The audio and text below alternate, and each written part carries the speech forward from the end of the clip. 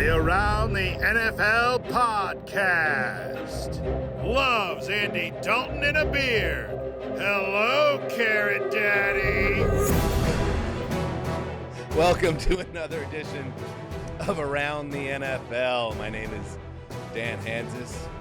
I come to you from a virtual room filled with heroes across Los Angeles. Marc Sessler, Gregg Rosenthal.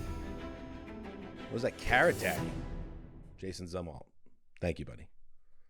Well, Dalton is one of the rare gentlemen. I wish I was one of these that just gets better looking as he gets older. I thought he's become distinctly better looking. In fact, last year, and I know he just sort of had an air of confidence and ease to his game as well, but when you'd see him on the sideline compared to early career, he almost had like a dashing villain look to him at times. Mm-hmm. Mm-hmm. Well, it's the chiseled eyebrows that were crying out for something to compliment him. And then a very healthy masculine beard came in and away we go. But enough about that. We're going to get to Andy Dalton.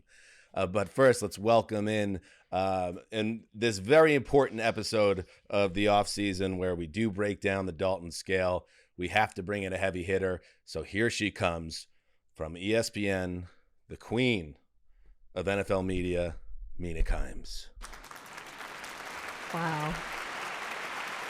Hello. Thank you for joining me.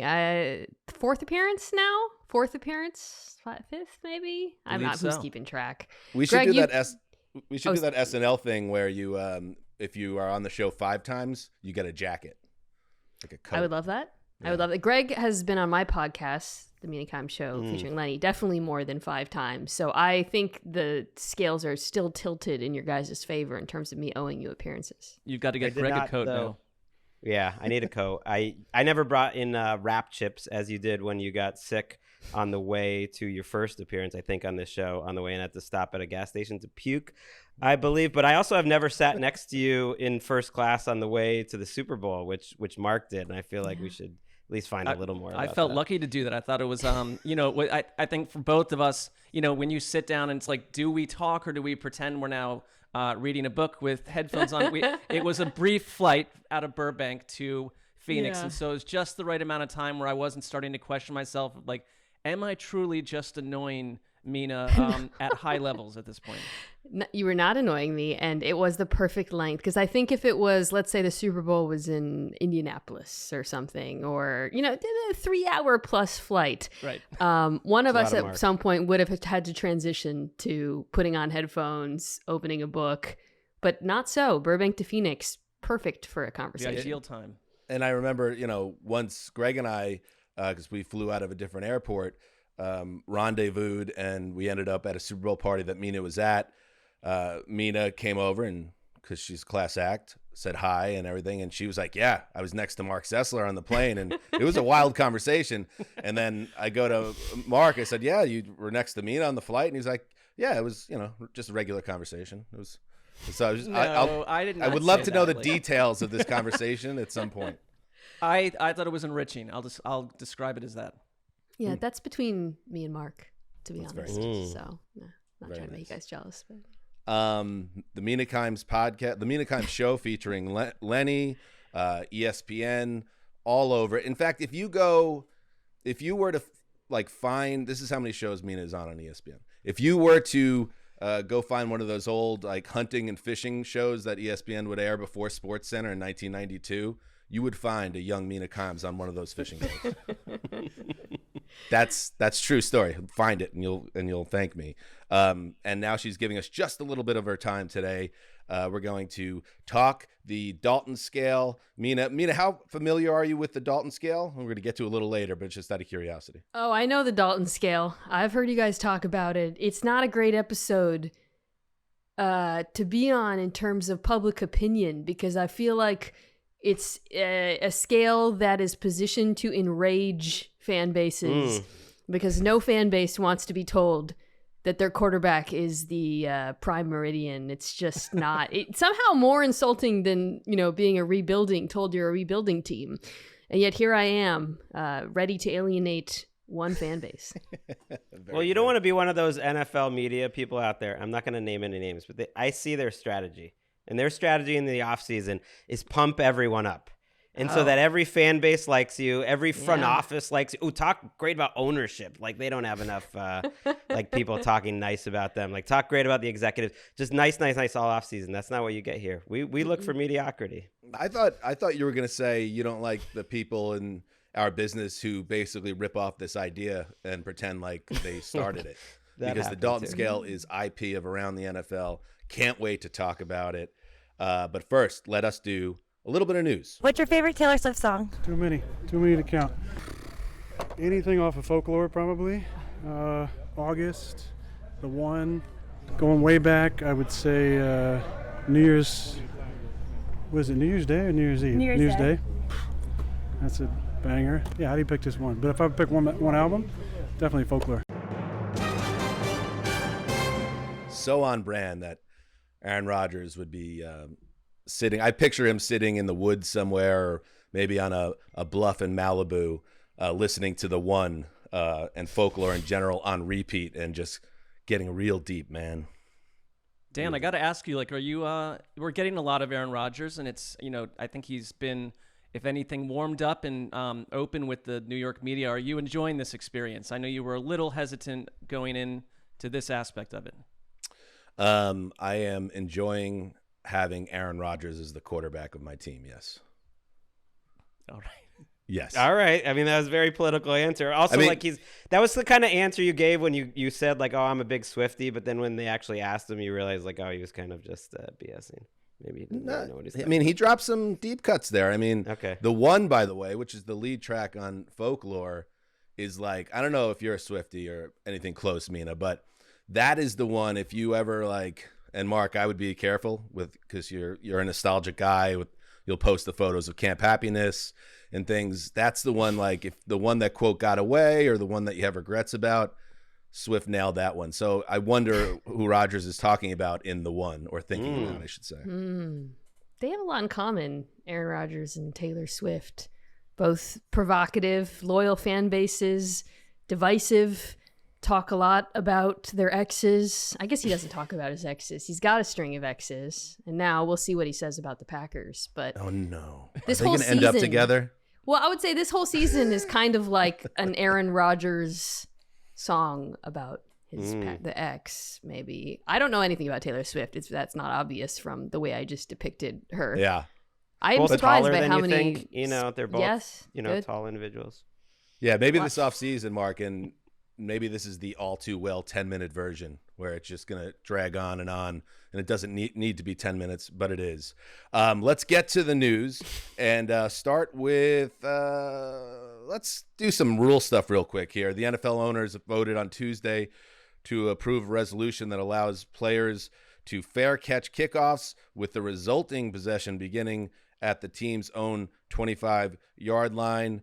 This is in many ways tied to player safety, of course. And in other news, the Thursday Night Football, this happened right after we finished taping our last show, which is always super annoying. They approved the flex scheduling for Thursday Night Football, a modified proposal. The strict requirements are as follows. Thursday games can only be flexed between weeks 13 and 17 with a 4-week notice required. Only 2 Thursday night games can be flexed per year.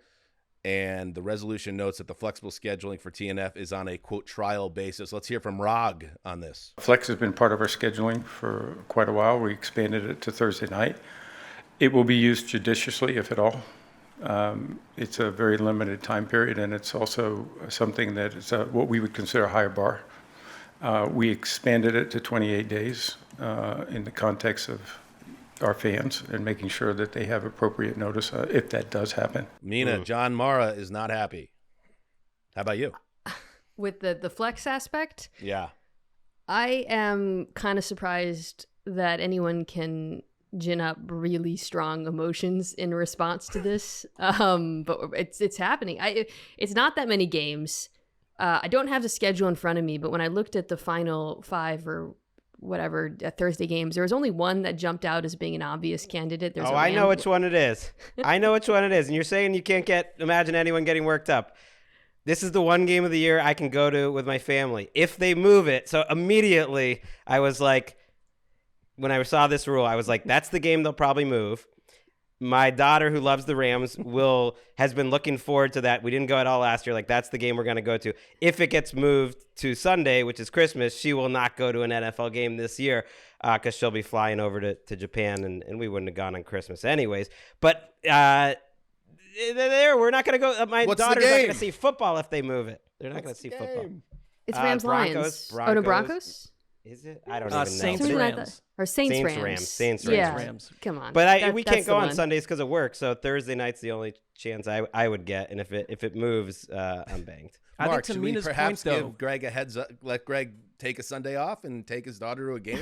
I've long said that we should each, during the lengthy NFL season, have our own bye week. So, Greg, if you were willing to take that, you could go to the game no matter what. I'm with Mina, though, because if you look at these games real quick, Seahawks, Cowboys, like who's pulling the Cowboys off prime time unless they've been hit by a nuclear bomb at some point during the season? Patriots, Steelers, Chargers, Raiders, that's Saints, Rams, and Jets, Browns. We'll see where those two teams are, but that could be a spicy finale. So it's not like these, unless injuries strike. I don't hate that you have that flexibility. It's a massive FU to traveling fans. I think we all get that. But I think the NFL has been telling us loud and clear for a long time, we are just a hit television show, and we want the best episodes possible late in the year. Follow the money. In other news, Austin Ekeler, Austin Ekeler wanted a big new contract entering his age 28 season. That's not how it works for running backs entering their age 28 season, which sucks for Ekeler and his counterparts, of course. But he did get a little bit of love from the Chargers, who added a $1.75 million incentive to his contract. He will be a free agent, Mark, after the upcoming season. It feels like at that point he'll probably walk, and then, heads up, probably not going to be a overly warm free agency pool for him either, but that's just the way it is with this position. I was watching a few clips from games from back like in the 80s, and it's when you had guys like Kevin Mack who had those massive shoulder pads, and like no one could drag them down. They were just like the center and the heartbeat of the team. And we got a guy who was 177 catches and 38 touchdowns over the last 2 seasons, and they're trying to keep him happy with a really small piece of pie that runs off incentives. So, I don't think he'll be with the Chargers after this season. I feel like Kevin Mack is Mark's equivalent of a football player, Camp Happiness. Like when he just needs to go to like a happy place, he just watches 80s clips. No, you're how not many wrong. how many times has Kevin Mack come up on this show? Many times. A dominating physical specimen. I'd suggest you check him out. I'm a little worried though. Mina, can't you imagine them doing a little bit of that, like DeMarco Murray in his last year in Dallas thing, where they're just like, all right, it's we've been holding your carries down, and just like give him 350 touches this year. I think that's likely, and I thought this seemed inevitable when there was, unsurprisingly, not any trade interest in Ekeler, but also because the Chargers did nothing at the position. I thought in the draft they might add some depth because they really haven't been able to find a reliable backup, especially someone who can pass protect behind Ekeler, and they're rolling into the season with the same guys, Joshua Kelly and Isaiah Spiller, I believe, unless I'm missing someone. So it felt like they were going to make it work in some way. I do question whether the run game will improve. It's probably more predicated on, getting Rashawn Slater back and whatnot, because it was so insufficient at the end of the season, as good as as much as we like Ekeler. But yeah, it's a cold world out there for running backs. Their O-line looks good though. I just finished projected starters, which felt really good yesterday. I'm done writing, till camp. And so that's done. And I was like, this is a bizarro Chargers team. The offensive line looks kind of great if Slater's healthy. Speaking of which, we did the running back draft on our last show in honor of the late Jim Brown and Mark. Not surprisingly, it appeared that you got the most support for your list, which I would agree with too. I think the draft worked out really well for you. Greg, you did finish a distant third, and someone actually on Twitter, his name is Jono Odwad or O'Dowd, messaged us. I created a Twitter account specifically to tweet that he enjoyed your meltdown during the episode. He called it Greg's slow motion car crash during the RB mock draft made my week. Thank you. You know what? It made for good podcasting, and I do want to track this during the season. Let's see how bad my car crash looks. I'm gonna be like the Saints, like trading up for people you've never heard of, and then it works out great. Okay. I don't like I can see the numbers, and I have been favored, and I had the first pick, and so it's like it looks good on paper, but that just feels like doom is ahead. Let's see where we are in December, because I think my list could fall apart real quick. Right. In other news, Lamar Jackson is well paid and a member of the Ravens still, and has a new offensive coordinator and some new weapons. Here is what Lamar had to say about how he envisions the offense for the Baltimore Ravens looking in 2023. I mean, just being able to throw the ball down the field. You know, we sometimes, you know, we can't. Running can only take you so far, you know, and I feel like with this new era of teams and offenses in the league, I feel like we need that, and Coach Todd Monken, what I'm seeing his offense so far is looking tremendous. Do you feel like you won't have to run as much, and that'll maybe be scaled back a little bit?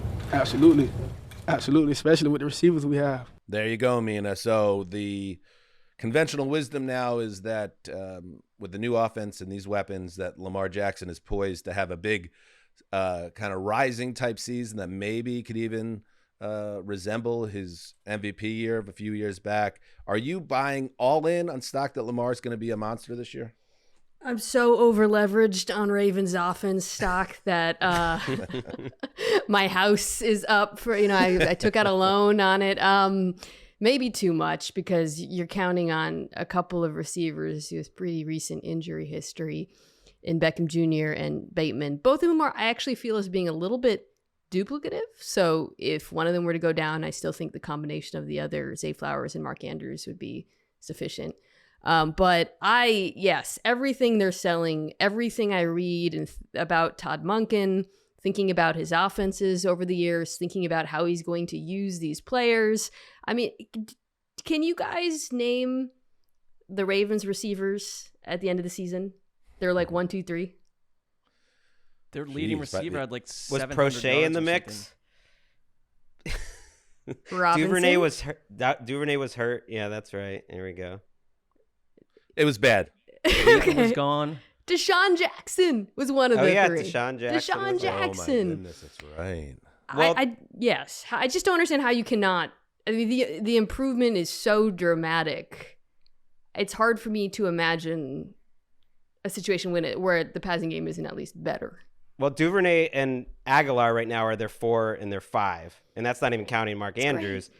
And that they would have been 1-2 at the end of last year. Yeah. Duvernay was hurt like everyone else on that roster. The comment that Lamar made that, you know, I think was the most telling was how Monken was just allowing him to change the protections and change the plays in a much different way and enabling way, that like doing real quarterback stuff. And it just wasn't the case in the Gregg Roman system, and it made sense in that system. They were just going for different things, but he seemed excited about being able to do what he wants at the line of scrimmage, being able to change the protection, a little more flexibility. So real quarterbacky stuff, as our friend Nate Tyson Well, it's like you had an MVP quarterback who, you know, just a couple years ago went public with Rich Eisen saying that we're going against defenses that are calling out our plays at the line of scrimmage because of that lack of flexibility. So it's like they needed to make a change, and they found the right people to dip into this offense. So it's a different Ravens experience. Will be interesting to see. All right, finally in the news, DeAndre Hopkins. I'm surprised. I don't know about you guys, that he never got traded or hasn't been traded yet. He is a veteran wide receiver that, even when he came back from a suspension last year, performed like a number one wide receiver. The Cardinals obviously are going in a different direction organizationally, not a Super Bowl contender. I feel like he could be a final piece for somebody, but there he is still in Arizona. Here he was on the I Am Athlete podcast talking about his situation right now. What I want is stable management upstairs. I think that's something that I haven't really had, past couple years in my career, coming from Houston to being in Arizona. So I've been through 3 to 4 GMs in my career. So a stable management, a QB who loves the game, a QB who, brings everybody on board with him and pushes not just himself, but, people around him. I don't need a great QB. I've done it with subpar QBs, just a QB who loves the game like I do. And a great defense. I think defense wins championships. Mina, first of all, I think it's a throwback Astros cap, but it kind of looks like a Cowboys hat. That's what I thought he was wearing, a Cowboys hat out for a second, and I gasped. But yeah. Can you try to parse those thoughts at all? What is he really saying? I heard him say, "I want not Kyler Murray." And then I want not Matt Schaub / all of the random Texans I played with over the years. I mean, it's hard not to hear a little bit of subtweeting in that. Certainly not subtweeting when it comes to management, which I think everyone on earth would agree he's right to say he has been under unstable management. What he described, I thought, was pretty realistic, though, right? He wasn't saying, I want to play for a Super Bowl team. I want to play with Patrick Mahomes. Like the things he laid out in terms of stability, good defense, solid quarterback. There's a lot of teams that fit that profile. Are there a lot of teams that fit that profile that have the cap space to accommodate DeAndre Hopkins? No. And I think that's what's holding this up.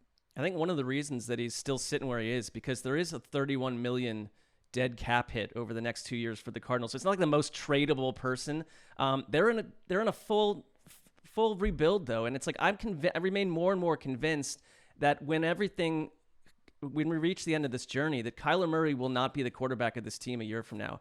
I just feel like that will not be the case. And like, so if you're DeAndre Hopkins at his age, like there's got to be a short list of teams that say I want to put myself in the best position to not be in a rebuild, but be with a team that has all those things he mentioned. It's like, why not move him? Why is he on this roster right now? Yeah. Based on what we've heard and kind of the rumors out there, the line here, and thank you to Eric behind the glass for transcribing this. I want a QB who loves the game, a QB who, brings everybody on board with him and pushes not just himself, but, people around him. I don't need a great QB. And like, it's funny just because I think a lot of people say, oh, Kyler Murray is a great QB, but then there's all this other stuff. It does feel a little subtweety. I agree. He did follow it up because I think he realized how it sounded, and he's like, I believe Kyler loves the game, and they have a nice new GM, but Kyler's not going to be around, and Colt McCoy loves the game too, but and he started like back. Hamina. But you can tell what he wants. Let's get him a new home. You know what I want? I want to talk Dalton Scale. So let's take a break. Let's go. And do it.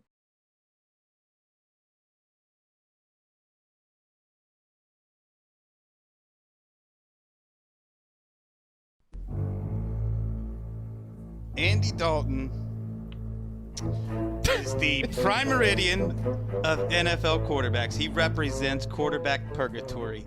If you are ranked below Andy Dalton, your franchise needs a quarterback. If you're ranked above Andy Dalton, you're in ship shape. Everything's figured out. You're good to go. Ah, yes. I thought Chris, wherever he is, would get a kick out of his fine words over the bed of Sam Spence of NFL Films. This is Dalton Scale 2023, and Wes said it perfectly. We are looking for, Mina, we're not looking for Andy Dalton anymore. Andy Dalton is the patron saint of the Dalton Scale. He is still in the league, of course, but now is very entrenched as a backup. And for so many years, Dalton really did, as Chris explained, represent that guy that is the divide point, the prime meridian. And it is that time of year to go through the quarterbacks of our league and figure out who that guy is, or maybe there isn't one. It's time. Are you making me go first? Well, no, I just want to I'm just setting the table. Pregnant pause. Yes, I'm ready. I also know that you are feeling pressure based on what we talked about at the top of the show. So we're just here to set you at ease, okay? I'll come down. I will do takes. I will make some people mad. I'm ready for this. Well, it is a strange concept. It famously took Dan, I think, 5 episodes to really wrap his 5 mind years, around really. what the Dalton Scale was. And one of the things that's beautiful about it, and Chris, that definition he just gave to me is what I always worked off of. But within that, there's like flexibility. And one thing I was thinking as I'm making the list of the thing now is today's Dalton line, if there's a prime meridian, is better than yesterday's Dalton Scale. Like, it's not just, hey, who's the 16th best quarterback? It's how the league is looking. And I think there's just more good quarterbacks now. So the bar to me is a little higher for where the Dalton Scale is, because you can find, and we'll talk about them, you can find some pretty capable guys that to me are below the Dalton Scale, because the cost of the brick has changed. It's gone up. So I thought the same thing when I was ranking quarterbacks, and I actually think some of it is the caliber of quarterback play, guys coming up. But I think a big reason for this, and something that's going to really influence which name I end up picking, is that coordinators are better than they were 5-10 years ago. Some of this is the pervasion of the Kyle Shanahan, Sean McVay wide zone quarterback bumper bowling offense, which I think makes it harder to rank quarterbacks in a vacuum.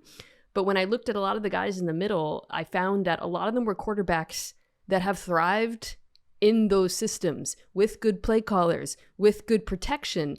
And as you look around the NFL, there's just fewer terrible situations for average quarterbacks. And that's good for us as fans, because, bad quarterback play with terrible game plan makes for poor viewing experience. So we're going in the right direction here, and maybe a good way to get into is just a couple of guardrails here. First of all, who's checked out of this conversation? Tom Brady's officially checked out of the conversation, we think. By the way, he's kind of in the ownership group of the Raiders now, and again, a few weeks back, I pointed out that they don't really have a backup quarterback, and their new quarterback's hurt all the time. I don't, just saying. And Matt Ryan, who is not officially retired because he's got to make that money still on his contract, but he's now in the booth for CBS, and hopefully bringing that fiery demeanor and just ripping people to shreds on the air. I'm just still holding out hope for that.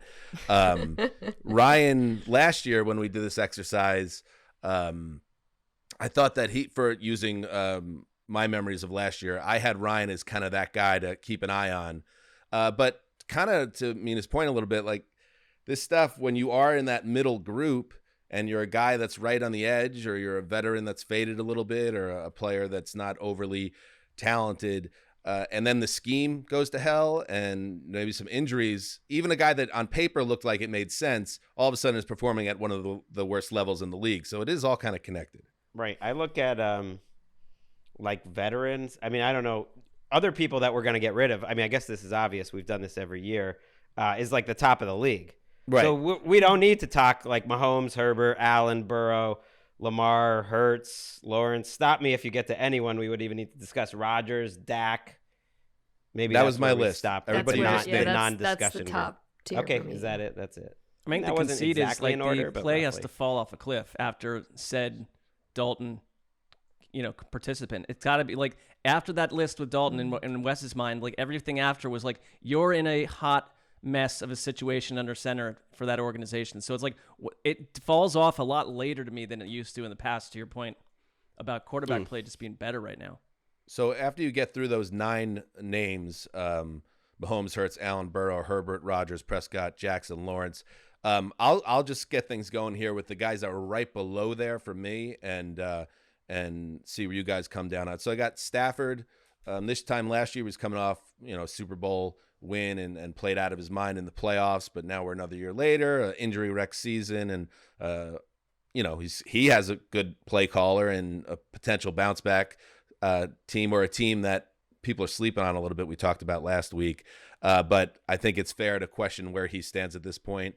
And then I have Cousins as well, who's always a tough one to figure out in this exercise, Mina, as a guy that statistically, even though he came down a little bit last year, he's a very steady, productive quarterback. But is he a guy where you lock him in and say, we don't have to think about quarterback for the next 5 years? Yeah, I have him above, probably in that just above tier. He had an interesting year last year because for a long time, Kirk Cousins was like a statistical darling who you didn't trust and to like make plays, like he would always finish near the top in all the advanced metrics, QBR, CPOE, etc. And then last year he like you said, his stats fell off, but weirdly I thought he shone in big games a bit more and was a bit more aggressive, especially once they traded for TJ Hawkinson. So I think he's kind of just in that 9 to 12 or 13 range and will probably stay there. I'd go much lower for both of them. Actually, those two are two of the toughest ones to me because I thought about this exercise. Matt Ryan is a little similar to where Matthew Stafford is. I know we haven't seen the decline out of Matthew Stafford, but when I thought about it, like, do you need a new franchise quarterback if you had Matthew Stafford? I feel like that's an open question where if he's above the line, like he's just over it. I feel like he's not the Dalton guy because like Matt Ryan wouldn't have been, because if it falls out, he's going to like the floor is going to fall out and he's going to be way below the line. But those were two guys I had much lower, like 5-6 names lower. And I actually think Cousins, because at least eye test wise, and the PFF grades are kind of like that too. And I know he was a little more aggressive, but I felt you could start to see the decline in Cousins a year ago. And to me, he's always been like the rich man's Andy Dalton, and wouldn't settling into being like the new Andy Dalton totally make sense for his mid-30s. So to me, he is one of the strongest candidates to be that line. But I'm projecting a little bit that he's going to continue declining into just a total Cousins-like throwing the football on the gender reveal like portion of his career.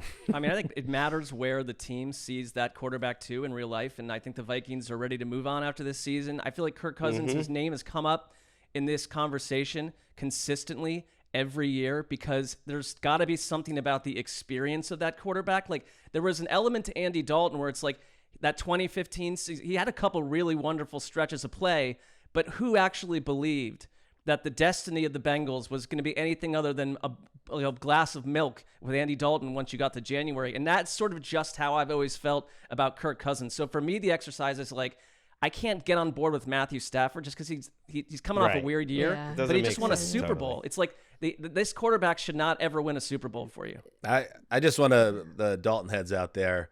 I wish he wouldn't have broken his thumb in Week 15. I would have liked to see Dalton when he was on a heater that season with a really good offense around him. I would have liked to see what would have happened, even if it's more than likely it wouldn't have gotten to the Super Bowl or anything like that. It's just a bummer for the Dalton heads out there that he never actually at full flight got that chance. Can I throw out maybe a hot takey prediction? I think Kirk Cousins is going to be the Minnesota Vikings quarterback next year. The more I think about it, Greg, you might be right in a vacuum, but I think he's in a really good situation offensively now with a very good group of skill players. I wouldn't be surprised if he plays too well for them to draft one of the fun young quarterbacks, and that there won't be many options. And this is kind of reflected in our exercise. I don't think there are going to be a lot of quarterbacks out there for Minnesota to upgrade over Kirk Cousins. Right. Vikings fans probably don't like hearing any of this, by the way, because I think they're already ready to move on. Right. That's the thing is like all the fans kind of want to move on. Everyone wants, but that's why he is to me very close to that middle. Because if you're above the Kirk Cousins line, I feel like you don't need a franchise quarterback. And if you're below, you probably do. So and just their vibes, they feel like they'd be similar hangs at parties. Andy Dalton and Kirk Cousins, Absolutely. like they'd get along. Mark, throw something out. The name that just comes to mind over and over, and I felt this way a year ago, and I think we're seeing the organization obviously feeling the same way. I love the toughness of this player, and I enjoy watching him, but it's Ryan Tannehill to me because I just feel like he's just not going to fully get you there. I think the Titans, they drafted his successor already, and they've made a statement about where they are with him, and so I felt strongly about Tannehill a year ago, and I still do, although I find him more fun to watch than I ever found Andy Dalton to watch. Yeah, we kind of were bumping up against Tannehill for a couple of years in this exercise now, and we even flirted with the idea of the Tanna Scale, which is pretty good branding.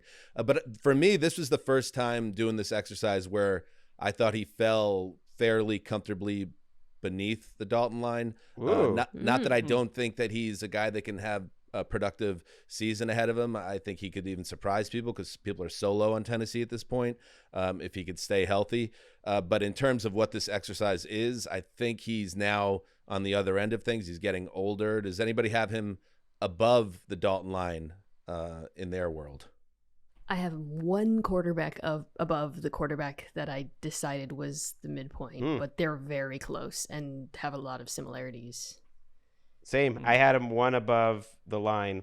Maybe it's a bias. I always thought Tannehill was better than his career had gone. He had those years where, statistically he was a top 5 quarterback. I didn't think he was a top 5 quarterback, but it showed what he could do. And he's played behind the worst, literally the worst offensive line in the NFL, I think, in aggregate over the last 2 years. And his number 2 receiver right now is Nick Westbrook-Akina, who was like non-tendered and was given a $1 million contract. Like, pretty strong argument that they have the worst collection of receivers and offensive line in the league. And he hasn't looked like total garbage, which is kind of like, I still, if I'm going into this season, if you put him in Minnesota, like, I think him and Kirk Cousins, they're very different, and it maybe doesn't make sense in that system, but I think they're very similar in terms of like the quality of the quarterback that they still are. It's all these Shanahan guys. I had 2 that I really struggled with, and I'll throw out one. And I don't want to step on Mina's because I kind of want her to roll it out, but maybe I don't think I will here. Tua. Ooh. That is disrespectful. I don't know what to do with Tua because we know, obviously, that he played at a very high level for large portions of last season. He also, has shown us he can go into funks as well. And then, of course, the durability, which has to be a factor when you're talking about franchise quarterbacks and building around. So for that reason, he's actually just beneath the line for me. Whoa! He's the first guy. Okay, you are you're gonna make the Dolphins fans angry. And I don't mean to. It's like, it's not like a Jets Dolphins fan thing. It's like, I don't like somebody make the case why he strongly should be above the line based on what he's accomplished in the league to this point and the very real injury concerns. I think metrics heads would want to fight you on this one because he had an extremely clean season. And that took a big step forward. But I'm so with you. Again, for me, it's more just the feel of it.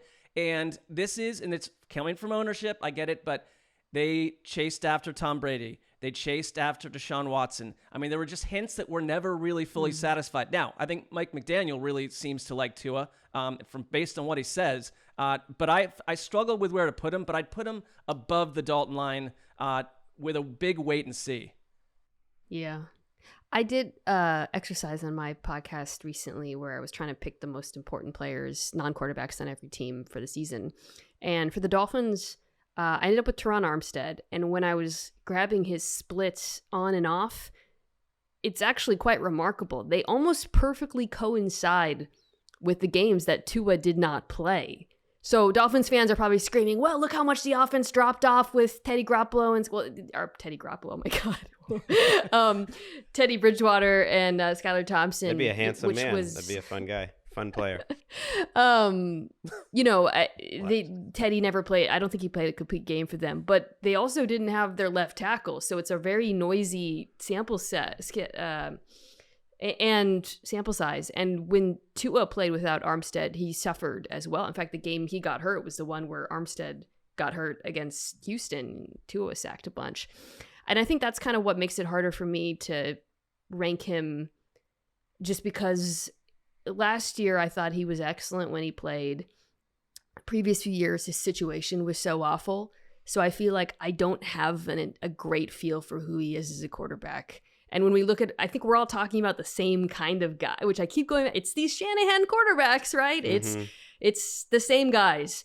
The other ones, I think I have a better sense of who they are. And with Tua, I feel like I still don't know, but he flashed enough upside last year for me to have him above some of the other names. Yeah, I just think he's better than any of those guys have ever been. His level that he played at last year, the timing, the accuracy, like the numbers were bananas, but the eye test was good too. I know he doesn't have the big arm, but he was like exceptional. And that's why I feel like I would only put him at the bottom of my top 10 or maybe like 11 or whatever, but he's comfortably way over the line. And the injuries are a problem, but I don't think you need to look for a franchise quarterback if you got him, because like that production and that, like, people aren't giving him, I think, enough credit. They're giving a little too much of the scheme. People weren't putting up, like, Jimmy G's never had a 12-game stretch or whatever it was for Tua last year. Like, none of those quarterbacks have. Derek Carr's never had it. Like, that was exceptional to me. And so maybe he's not Drew Brees, but if he stays healthy, he's way over the line for me.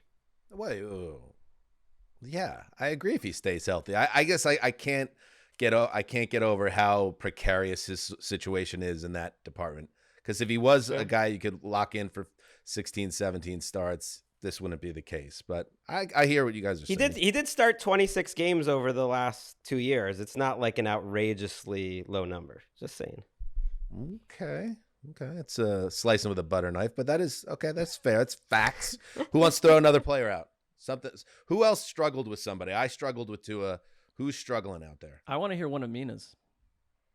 Well, the one who I ended up on was Jimmy Garoppolo. Because I think right now in 2023, the prime meridian NFL quarterback is one who you can not only win with, but you can win a lot of games with. Obviously, Garoppolo.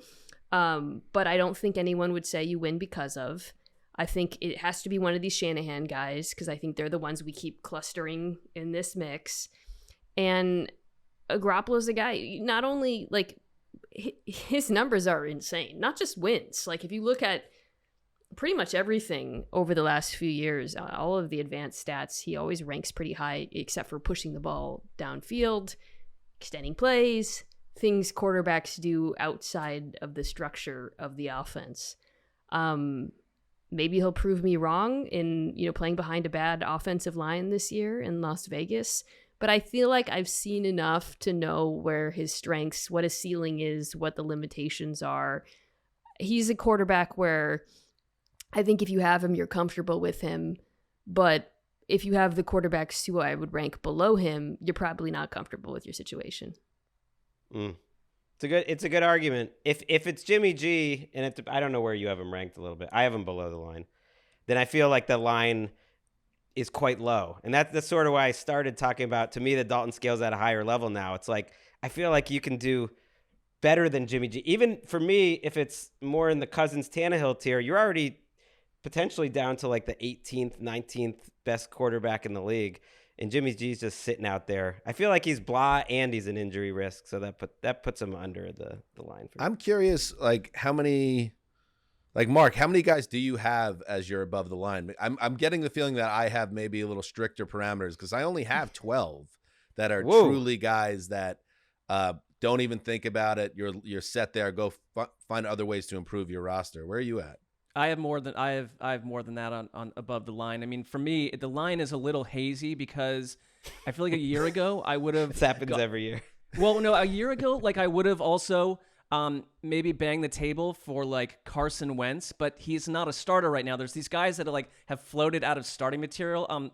Someone like Jared Goff, who had really one of his best seasons, still stands out as a Dalton type guy for me. One other person I'd mention who's sort of in that world or below him, I'm not sure what you have, but he's a figure of mystery after last year, is Mac Jones. He just feels to me like middle of the pack type of guy who does not have like the complete and total support of his head coach to begin with. Wait, you kind of artfully dodged my question like a politician. Like, is Jared Goff above your line? Like, how many people are above your line, Mark? Well, my guy. I want the truth. My guy is Ryan Tannehill, so I have him around 15th or 16th. Do you have Goff below or above? Below, but I would rather have Ryan Tannehill. But I just don't. I'd come away a little mystified by Jared Goff last year. Like, is that what's going to happen with him year after year? If so, he's above, but I just don't trust it entirely.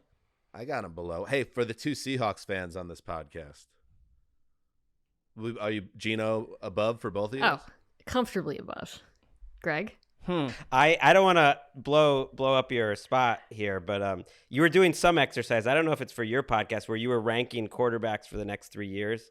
I don't know if that's out there, but you had Gino quite high, even more than I would be comfortable with, which I loved, which I absolutely loved. Like in the top 12 or 13. In the like top ahead 12 or 13. Yes. It stuck out. I remember he was ahead of Watson, who we haven't mentioned. I mean, who the heck knows who Deshaun Watson is Watson's at a this weird point. one. I think you have to put him over the line for now.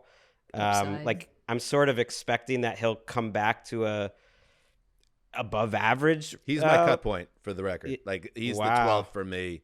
And it is a wait and see aspect to it, but and obviously it's a complicated situation. Oh, and Fields was the other one. Fields was the other one, and I love that you have Geno there, and I have Geno close to there too, that he's above the line. You have Fields above Geno. They're close. I think I would take Geno. I knew if pressed you'd flip your stance. Let me ask you guys this: what about Geno versus Kyler Murray? I got Geno comfortably ahead of Kyler. I don't really. Kyler's similar to me. I struggle with Justin Fields too. Yeah. I have him. I feel a little weird about that. You know what? Shoot. I'm going to put Fields above. I'm going to do a little pruning here. So I'm going to put him. So I got 13. So I have him just above, but then I have Kyler behind Tua's right below the line, then Geno, Carr, Tannehill, then Kyler before Jimmy G. Wow. And I just don't know what to do with Kyler right now. Yeah, I think Kyler, the athletic gifts are extremely high on the list in general, but the experience of Kyler Murray over the last 2 seasons, he's above the line for me, but I'm not sure that an organization like the Cardinals themselves are completely bought in on the whole thing. I mean, there's just a lot of evidence that it's a tough quarterback to center your team around. I'm buying the stock if people are selling on Kyler at this point. He's still 25 years old. I do think that his next team might get the benefit of his maturity increasing. But if we're talking about his next team, then he's below the line, right? If they want to get rid of him, I guess. But for me, he would be above it. I would have him just ahead of Geno. But I guess, Mina, I'm curious how you see Geno sort of in the next 3 years, like him compared to a Cousins type. What's tricky about Geno is it's a 1-year sample size. I feel like I've said sample size 8 times, but people would argue, well, he was only good for 1 year. But unlike a lot of one-hit wonder quarterbacks, he didn't play. That's what makes it so tricky. Is it legitimately did not get a shot to do what he did last year for a very long time in the NFL. So in some ways, that makes me probably higher on him. Maybe I sound like a homer, but it does make me higher on him than if he had been playing continuously for 7 years and then suddenly had a big breakout season.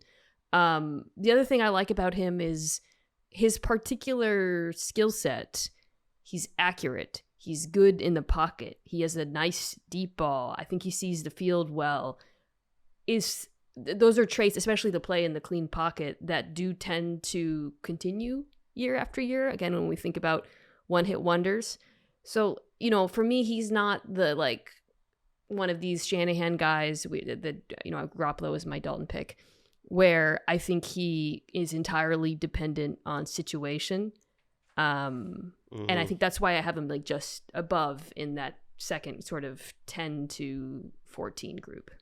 I think his deep passing was one of the stories of the season last year. I mean, he showed us that he can do everything. And so I struggled with the whole concept of him. Weeks into the season, Gregg obviously led the charge on that. But by the end of the year, it's well, yes, I completely believe in him as a player, more than I ever would have expected to before. This is also a team that in a parallel universe might have drafted Anthony Richardson, and suddenly what they say they believe about Geno and what Geno's arc would be over the next year or two looks completely different. They just have no other option right now, and I think they're pretty happy with him. Pete Carroll seems to adore him. Right. If we were just looking at contract, Dan, the most, Fields is tricky. Guys on their first contracts are weird.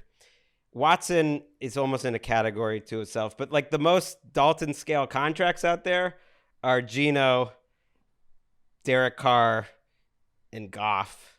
Maybe you throw Daniel Jones in there too, because it was a 2-year contract. I know he's getting a lot of money, but it wasn't he's an interesting one that we haven't talked about. By the way. He's below the line way for down me. there, but it's not. Yeah, that's why there's a little nuance to this, because that doesn't mean like where I have him on the list, which is like, I don't know, like 18th or something. I like Goff in terms of especially what he's done in Detroit, and he's filled that niche and allowed them to, through solid play, continue to build that roster up rather than, burn a pick on a QB or some type of high-priced trade of something along those lines. But at the same time, like, if this is about finding a franchise quarterback, he's the definition of a bridge guy. So he's lower in this exercise to me than he is if I'm actually just ranking quarterbacks in terms of talent level and ability. So is he below the line for everyone? Goff and Carr were the first two names under the line for me. And it's not just because of the contract, but I feel like if those are your guys, you're looking around for your next guy. And to me, that by Chris's definition is sort of under the line that I'm not going to feel. I don't even care if Derek Carr plays well for the Saints this year. I still would feel like I'm looking for another guy. So the line, the Dalton has to be set. You're not looking to move on. If you have the guy. Basically, if you're looking for a new franchise quarterback, then you're below the line. Okay, then Garoppolo's probably below the line. I was thinking more about the level of play. See, it is complicated. It's always confusing. No one it's really tricky. knows what we're doing. Goff is a pretty good, because I think fits. the way Detroit views him and the way they're acting and the way their fan base reflects exactly what you're describing, which is a team divided about whether or not they should move on. It's true. Just for housekeeping here, again, then I want to tee up Mina before we wrap things up on a player that we haven't discussed yet. So the first player above the line, Mina, you had Jimmy G, but you're going to drop him. So who would be yours? No, Jimmy G was your line, right? Right. It was my line. All right, I had Tannehill right above him. I'm going to shift it to Tannehill. Okay, and have Tannehill. be my guy, yeah. I have Watson, which is, I don't know, a little bit of a cop-out, but listen, deal with it. Mark, you have? I had Tannehill too. Tannehill, Greg? Well, you're talking about above the line or our candidates First guy to be above the line before it drops. First guy above the line for me was Tannehill as well. Yeah. Interesting. I mean, Tannehill also, I believe, could actually be a great definition of what we're looking for, but Goff maybe right below him. Yeah, that's good. And then the first two names below the line, for me, it was Tua and Geno. What was it for you guys? Oh, that hurts. Sorry. Mine were Goff and Carr, and that I didn't even get to Daniel Jones. It sounds like we all have Daniel Jones below the line, which is kind of crazy because he just got a. I'm with you on fair? Derek Carr. Yeah. Derek Carr is a really attractive Dalton candidate to me, but he's a little bit below the line. I'll go Jimmy G right below. We did not talk about players without a ton of reps. So, Brock Purdy, obviously Trey Lance, Desmond Ridder, those guys are a little TBA. But Mina, there's one player out of Pittsburgh, a first-round pick a year ago. Mark, famously on the show recently, said the Steelers are a potentially dominant force in the NFL in the upcoming season. For that to happen, you would think famously, did you guys do a segment about that on no? I just said I think when they have a bad year, they will still win 9 games. That they have an interesting young offense. I said they're going to win 12, and then if it comes true, I'll talk about it all year. Otherwise, no one will remember. Kenny Pickett, Mina Kimes. Now, where kind of projecting ahead, what you see in store for his career. Where would he fall in an exercise like this? Let's project 3 years from now.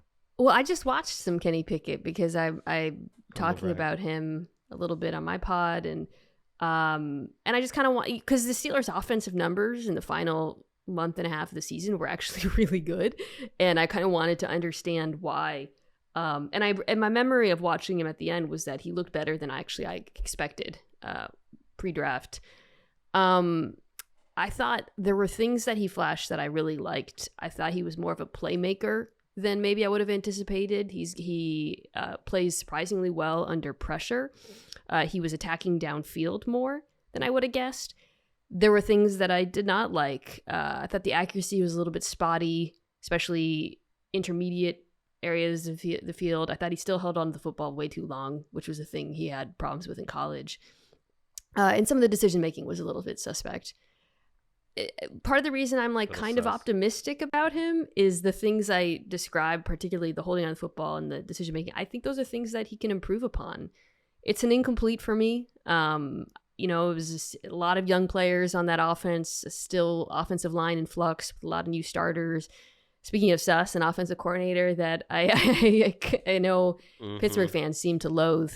But, you know, I have him below the line, but with a big caveat that we don't know yet. And I think I'll be ready to make a judgment after this season because of some of the improvements. He does profile a little bit as a guy who could be a candidate for the line. I mean, that was the whole risk of that entire quarterback class, though, and why he went where he did, was like maybe the ceiling is a Kirk Cousins type career, and he'll and that would be great. He would, you know, set up the Pickett family for generations. The picket fence. You call it the picket fence. Oh, man.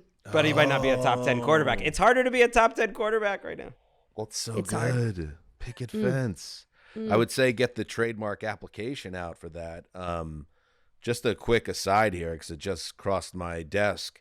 The Washington Commanders trademark application was denied.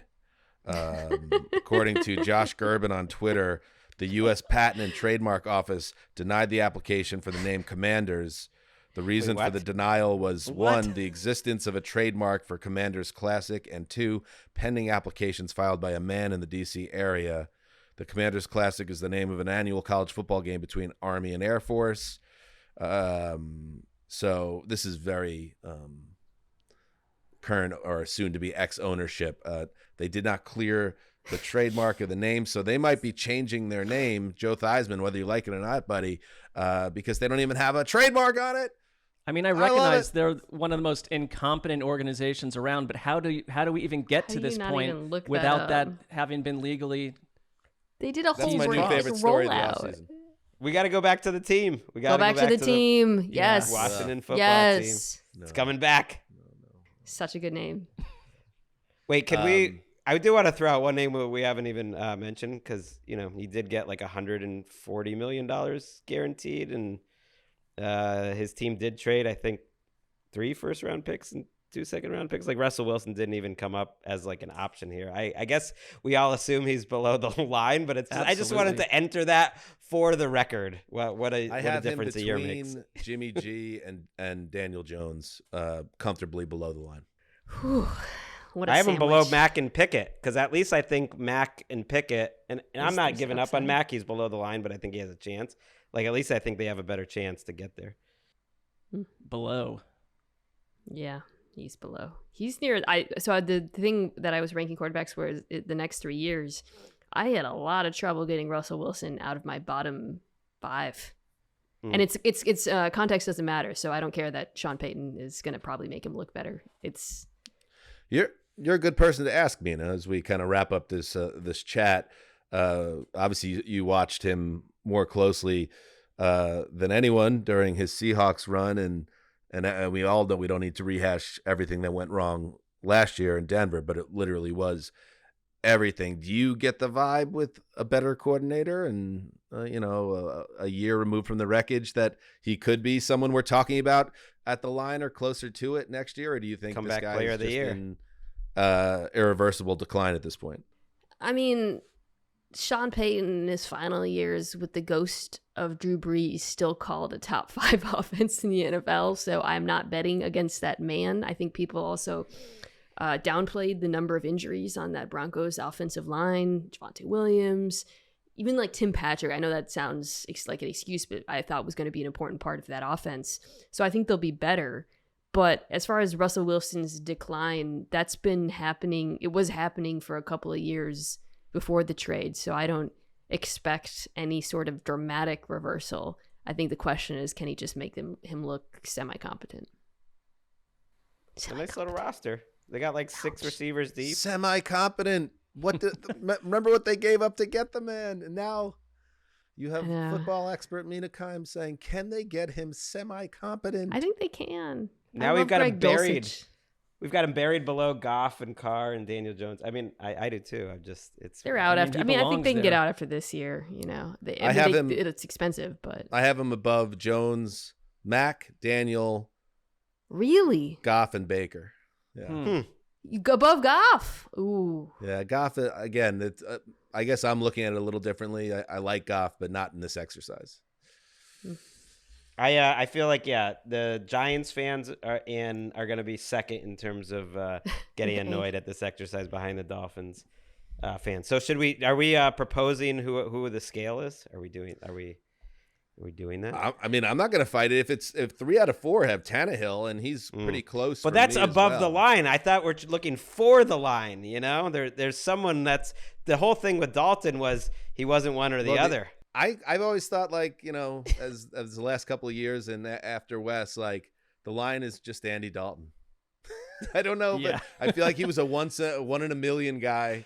That's fair. The best we can do is find someone who approximates and gets close to that. But I don't know. I think Tannehill is as close as it comes personally, but you guys see him as a tick above. No, he's right. It's the Tannehill for me. You're either climbing up or you're climbing down. Ooh, I like Tannehill as this. If Tannehill and Goff could have a baby, that would be the perfect intersection point there for me. I disagree. I'm close. Goff has to be part of it, and it would be a very classically handsome baby, but Second maybe time. just. But not like great and Cousins. That's the Tana scale. They embody the spirit.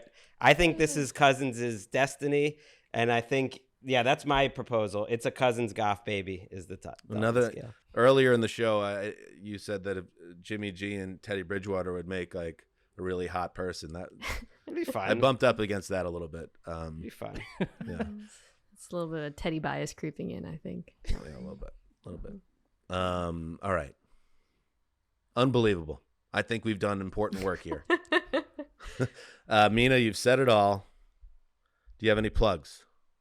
The stage is yours. Next week actually is when I'm doing the quarterbacks on my podcast, Mina Kimes Show, featuring Lenny. So check it out if you don't already.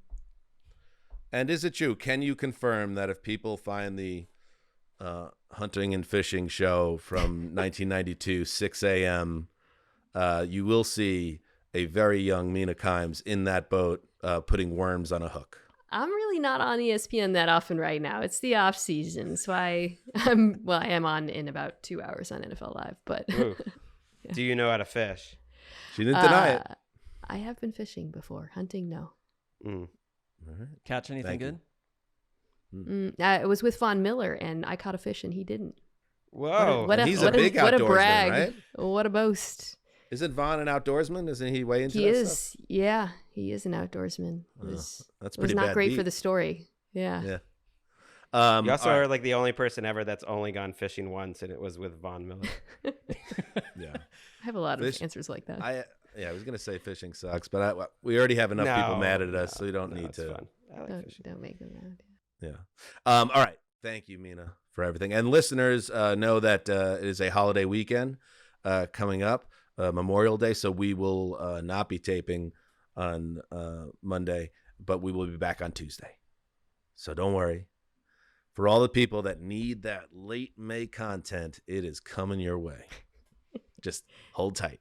And thank you again, Mina. That's it. Dan Hanzus signing off for Quiet Storm, the old boss, Mina Kimes. And yes, the official announcement for the new Prime Meridian kind of is maybe Tannehill or maybe Kirk Cousins. I don't know. One of them. Till next time, heed the call.